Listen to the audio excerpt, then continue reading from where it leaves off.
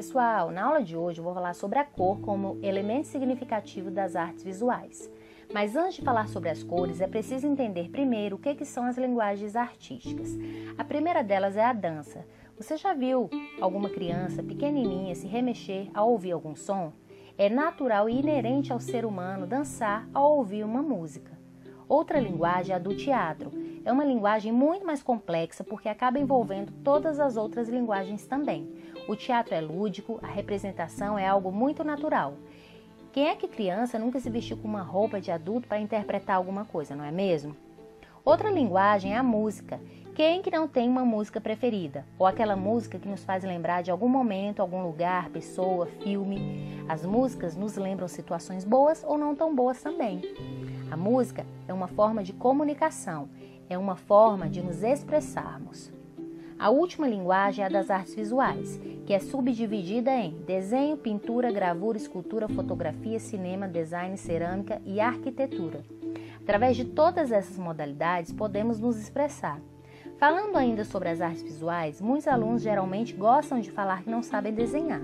Vocês já viram as crianças bem pequenas, como elas se expressam quando fazem algum desenho? As crianças agem naturalmente, não ficam pensando se sabem ou não fazer aquilo. Elas simplesmente riscam, se expressam e deixam a imaginação fluir. À medida em que crescemos, convivemos em grupos, nos deparamos com uma sociedade cheia de conceitos pré-estabelecidos e acabamos criando muitas crenças que nos limitam de várias formas no decorrer da nossa vida. Agora eu te faço uma pergunta. Você responde que sabe ou não desenhar baseado em quê? Qual seria o parâmetro de comparação para poder responder este questionamento? Precisamos amadurecer emocionalmente, fazer uma autoanálise, observar nossas habilidades natas e também nos proporcionar situações para que, quem sabe, possamos desenvolver uma habilidade inata.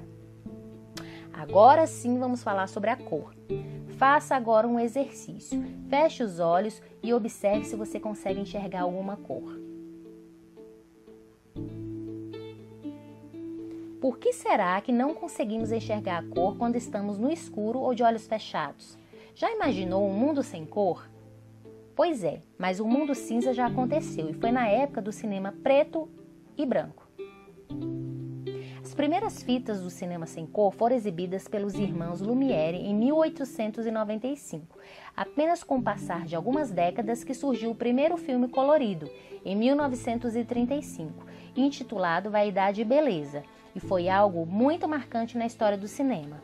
Muito tempo atrás, antes da criação do cinema, lá na França, um cientista muito conhecido chamado Isaac Newton, em 1672, conseguiu observar o conjunto de feixes de luz coloridos por meio do uso do espectro.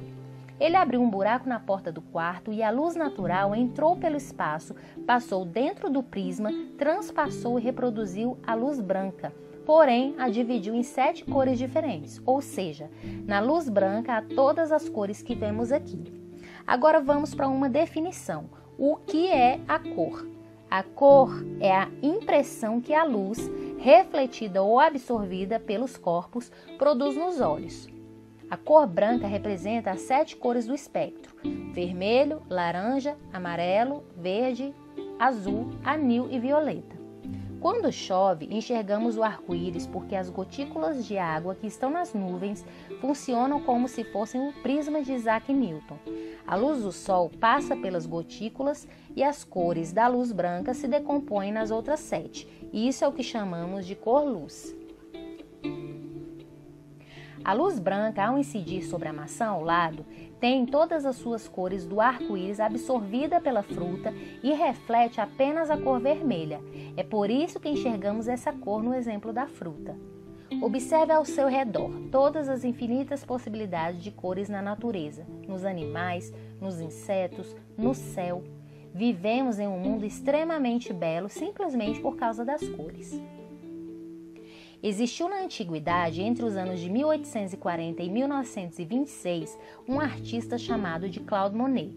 Monet fez uma experiência, foi até a Catedral de Rouen em diferentes horas do dia e em diversas épocas do ano. Observou a incidência da luz e percebeu que em cada hora e em cada período do ano as imagens se modificavam. Ele fez essa observação e pintou mais de 30 versões do que via ao longo de 2 anos de trabalho.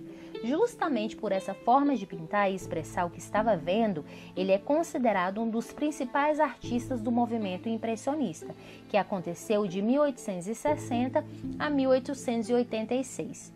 Essa é a obra que foi usada como inspiração para o nome do movimento impressionista, chamada de Impressão Sol Nascente, e foi pintada em 1873. Nesse movimento, observando essa tela, podemos perceber o rompimento com a pintura tradicional, pinceladas rápidas e figuras sem contornos, paisagens ao ar livre, cores puras que se fundem formando outras cores. Outra imagem importante de Claude Monet chama-se O Passeio, de 1875. Ele retrata sua esposa e seu filho. Observando a cena, vemos que a luz está bem forte em cima dela e da criança, e no primeiro plano há uma sombra. Para pintar este momento, o artista precisava ter muita agilidade, porque o sol ia se movimentando e ele precisava captar o máximo de detalhes daquele instante. O impressionismo, então, vai trabalhar os instantes, as sensações imediatas de uma cena, a valorização da luz e da cor e a representação da realidade. Aguardo vocês na próxima aula. Tchau, tchau!